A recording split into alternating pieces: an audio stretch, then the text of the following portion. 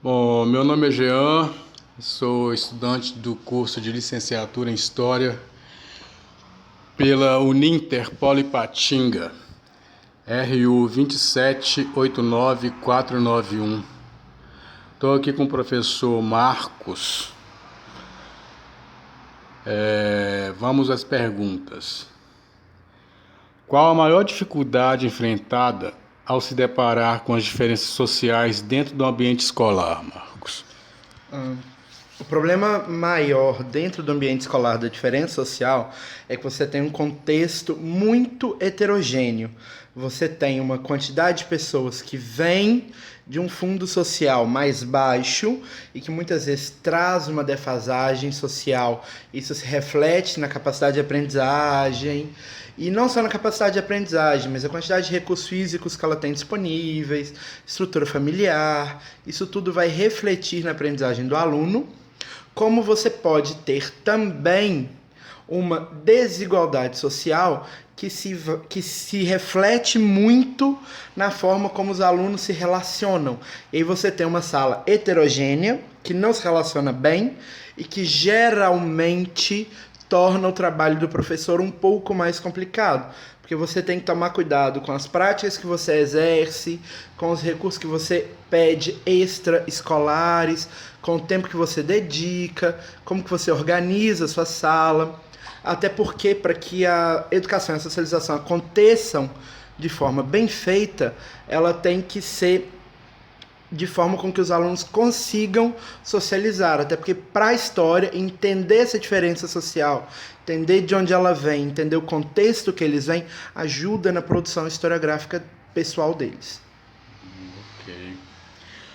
O conteúdo teórico adquirido durante a sua formação foi suficiente para assumir na prática a sala de aula? Não, nenhum conteúdo teórico oferecido durante a formação vai ser suficiente para a sala de aula.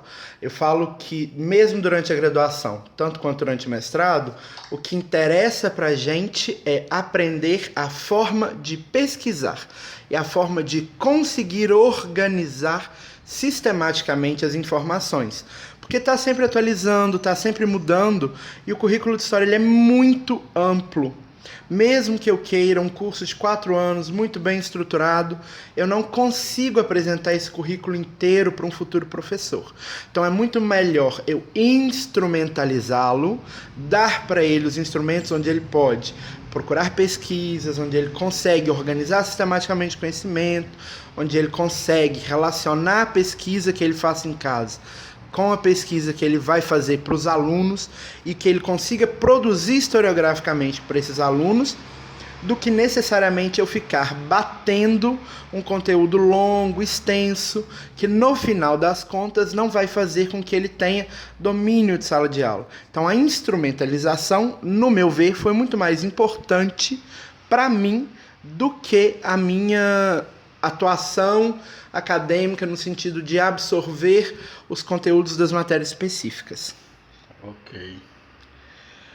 Atualmente, como o senhor vê o papel do professor dentro do meio escolar, comunidade? O professor hoje, ele desenvolve diversos papéis dentro do meio escolar. Ele vai desde aquela pessoa que tem a facilitação do conhecimento e que ajuda o aluno a construir uma ponte entre o conhecimento. Ele atua como mediador de conflitos, ele atua como interventor social, ele atua muitas vezes como a pessoa que consegue, mesmo não tendo uma relação tão continuada com o aluno, acessar o aluno em algumas esferas que os pais não conseguem, que os diretores não conseguem, e os professores muitas vezes eles têm uma percepção maior de alguns problemas sociais por causa desse contato direto. Uso de drogas, coisas assim, fazem com que a gente consegue muitas vezes perceber e identificar, além de atuar como diagnosticador de diversas dificuldades de aprendizagem. Essa atuação do professor, ela está muito mais na mediação entre pessoas, na mediação da relação do aluno com o conhecimento, do que efetivamente na relação de o detentor do conhecimento que passa o conhecimento.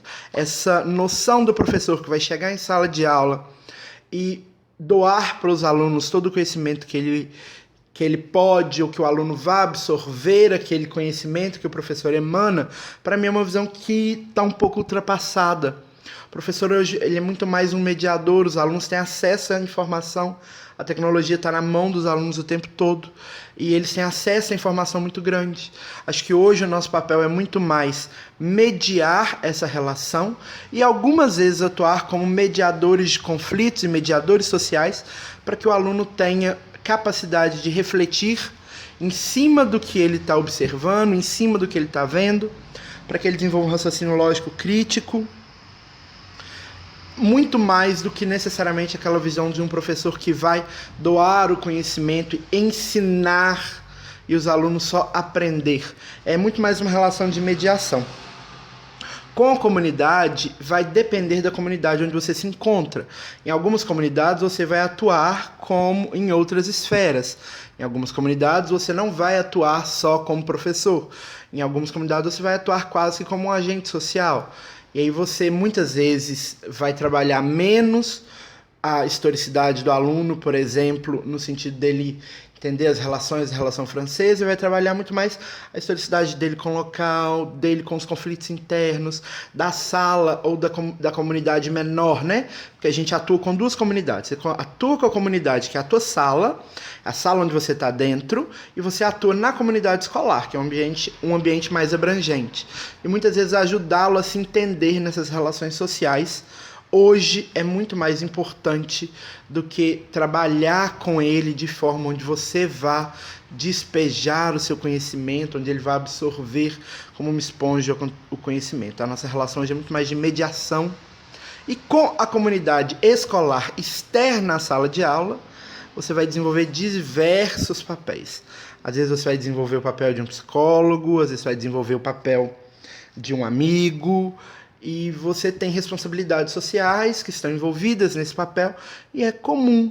O professor que diz que não vai se envolver com a comunidade, ele é um professor que acaba fazendo um trabalho menor, ou acaba centrado muito em si e não nas necessidades dos seus alunos. Ok.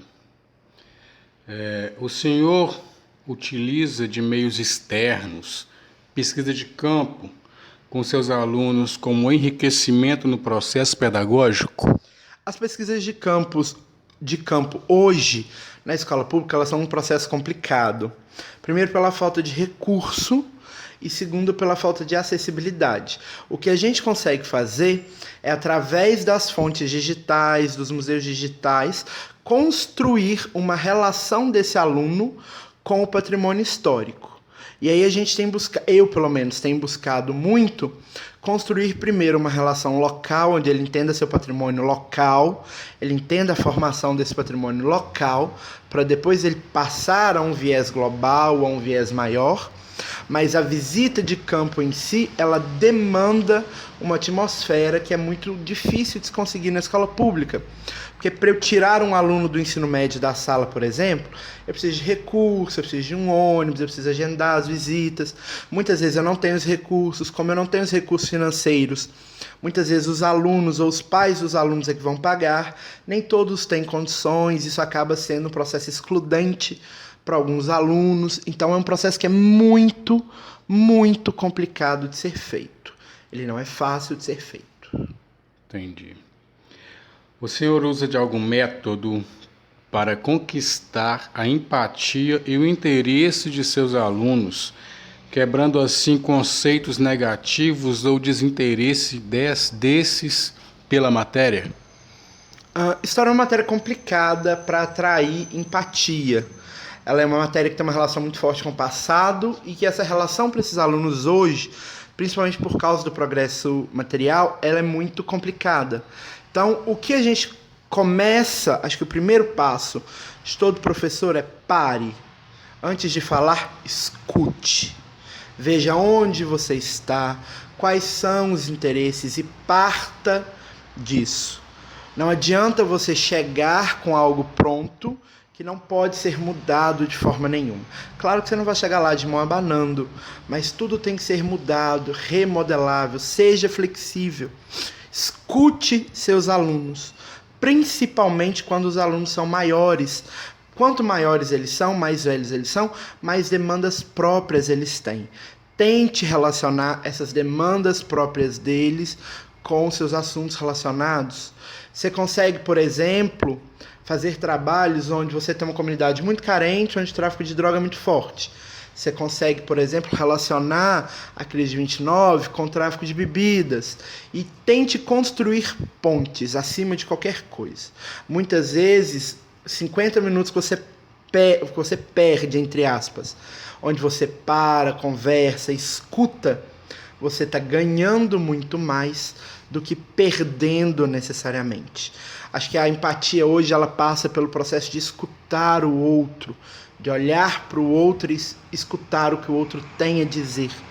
Escutar com os ouvidos abertos, para realmente escutar, não só para fazer um simulacro do ouvido e a partir dali você ensina o que você quer do jeito que você quiser, mas realmente fazer com que o aluno se sinta ouvido, representado. Isso ajuda muito. Uma outra forma é da forma que você conseguir adicionar as tecnologias junto ao seu trabalho. Eles trabalham melhor com a tecnologia, eles se sentem mais à vontade e a valorização da produção.